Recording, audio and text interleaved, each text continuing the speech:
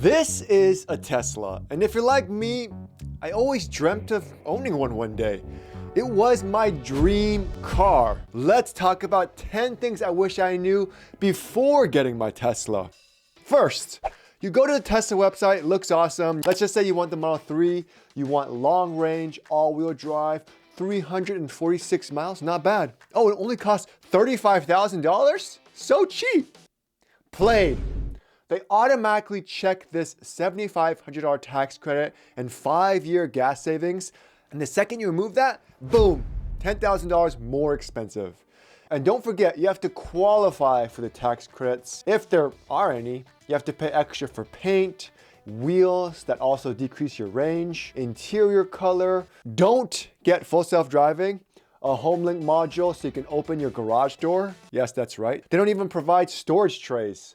So your $35,000 car essentially becomes like $52,000. Second, insurance and registration. You have to pay Mercedes grade insurance.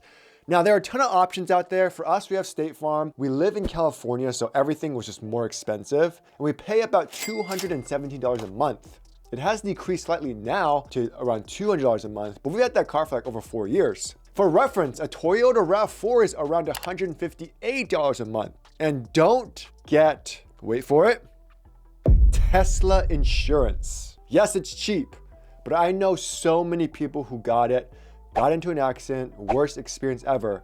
They take weeks to respond, repairs take forever. Everyone I've talked to who got into an accident and used Tesla insurance just had a horrible experience. Let me know in the comments if you want to see a video on it, because my friend literally just switched his the second his claim was done from Tesla because of how bad the Tesla insurance was. He actually said he'd gladly pay extra to not have Tesla insurance. The next thing, registration. Why is it so expensive? When we first got our Tesla Model Y, registration was around $700 for the year. So already you're thinking, yeah, I'll get an electric car, save a ton of money. It's gonna be epic, bro.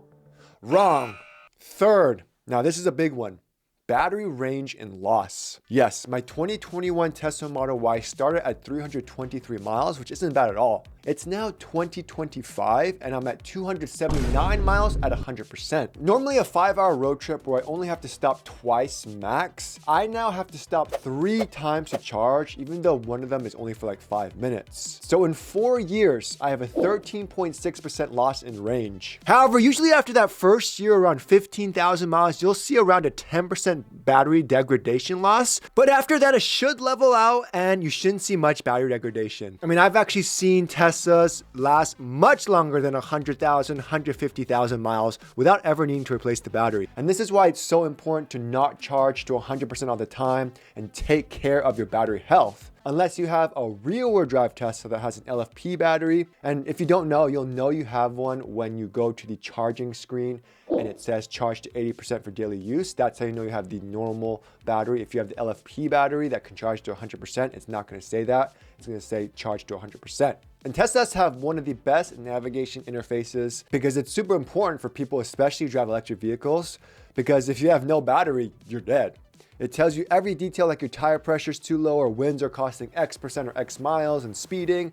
Overall, it's great. And when I first got my Tesla, the battery accuracy was very accurate on predicting the range when I got to my destination. However, over the years, it got less and less accurate until I'm like an hour or so away from my destination.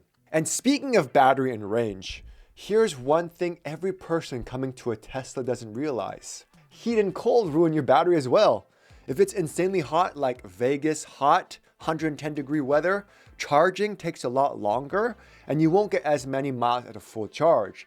And the same goes with extreme winter cold. It's kind of like you have to relearn how to drive. Maintenance. Yeah, I said it. While you don't need to worry about oil changes, this is one thing nobody talks about when switching to an electric vehicle. The Tesla, she's a fatty. Yep, I said it. Because it's so fat and heavy because of that giant battery pack and because you have that instant acceleration torque, you not only need special extra low tires, your tires wear much faster than a traditional gas car. Drop in the comments if you own a Tesla, what mileage did you get your new tires replaced?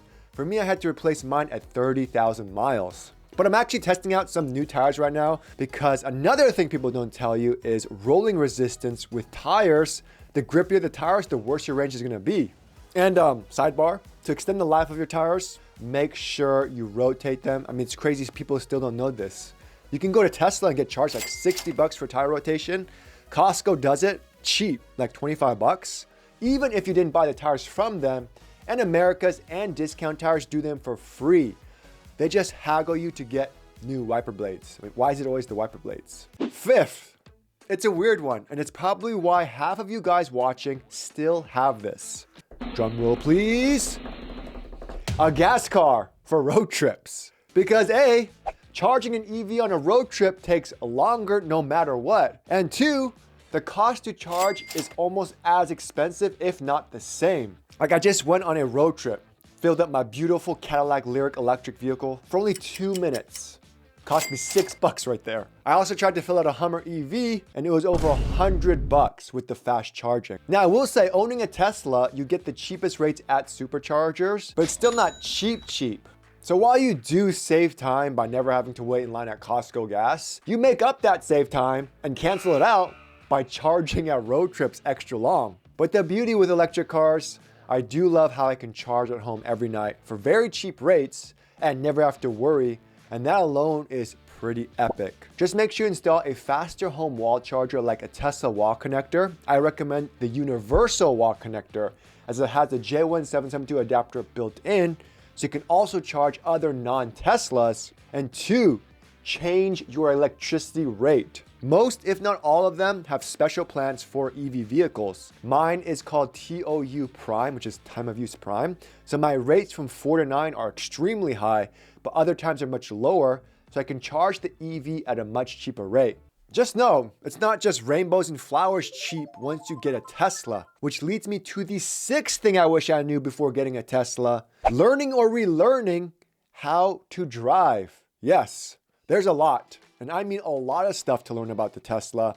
And I have a ton of beginner's guides to check out. But one cool thing is that you never have to touch the brake pedal again. The regenerative braking from the motors slows down the car, puts more energy into the battery. So pretty much you're never really gonna need to push on the brake pedal or get your brakes replaced. Now already we kind of talked about this, but you can't just plug in your car, charge to 100% every night because it's not good for the battery. This means your 346 mile Tesla Model 3 you saw on that website that you thought you were getting, you're only getting 276 miles daily, which again is fine if you charge every night, and if you're on a road trip, then you can juice that probably up to 100%, no problem.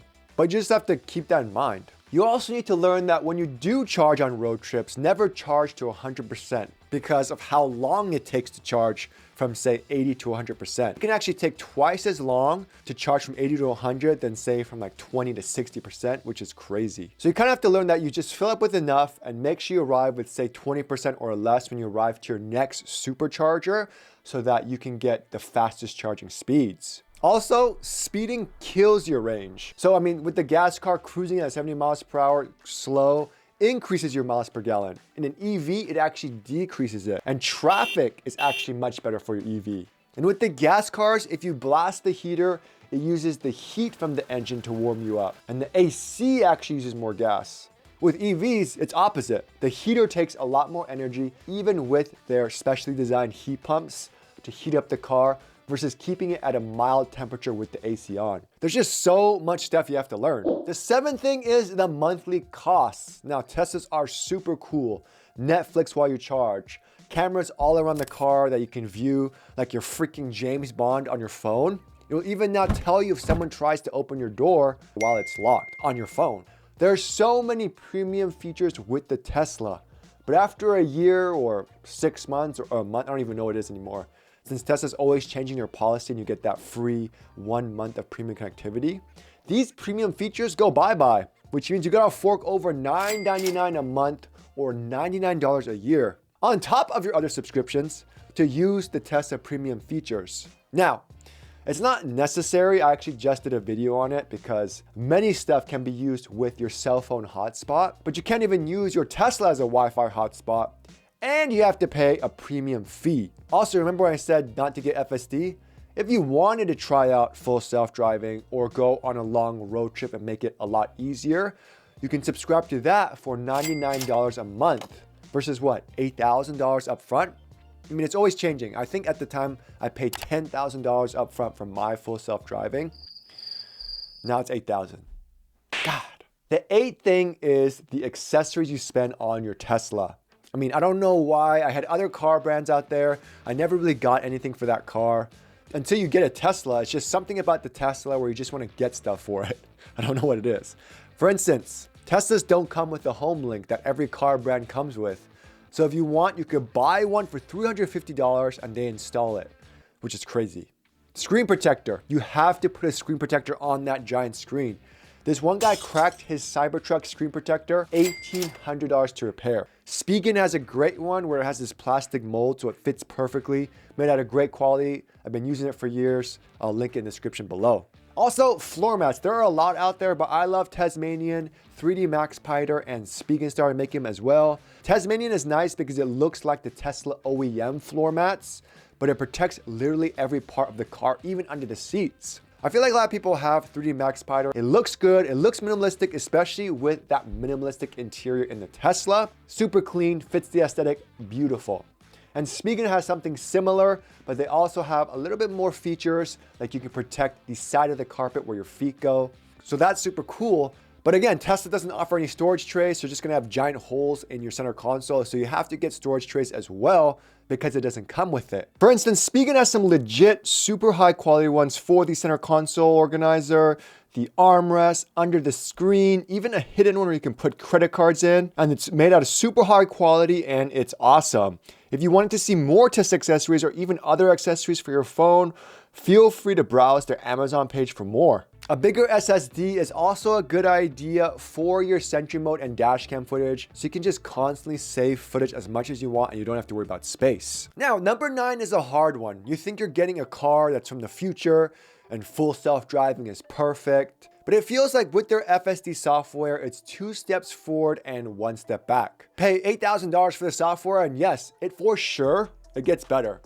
But it's not something I use on the daily, regardless of what you see on the internet and what people say. Tesla's also constantly making the car better, which is great. Which leads us to number 10. You're not getting a perfect car. Other car brands, for the most part, have great build quality, looks and feels solid. With Teslas, you know, they're a software company who makes cars, which means you need a delivery checklist to make sure there aren't any major issues with the car on delivery day that you miss. Because if you buy it, you go home with it, you're stuck with it, and you only have a certain amount of miles to report any issues. Otherwise, they think you did it. Like, no joke, I've seen steering wheels come off, the Cybertruck panel is just flying off. However, they're definitely improving. We just got a brand new Tesla Model Y and the build quality was amazing. Other car brands, I mean, they focus on keeping things the same for centuries. They don't want to change too much. They don't want to upset the consumer. It makes sense. But there's no growth. There's no progress. Tesla does whatever they want. They'll remove the gear and turn signal stalks, then put it back if they want. They'll remove the steering wheel and replace it with an airplane yoke. They push boundaries, and because of that, they're the first to do things nobody has done or will ever do. And this makes Tesla a super cool car. Anyways, guys, hope that video helped you. Thanks so much for watching. I'll see you guys next time.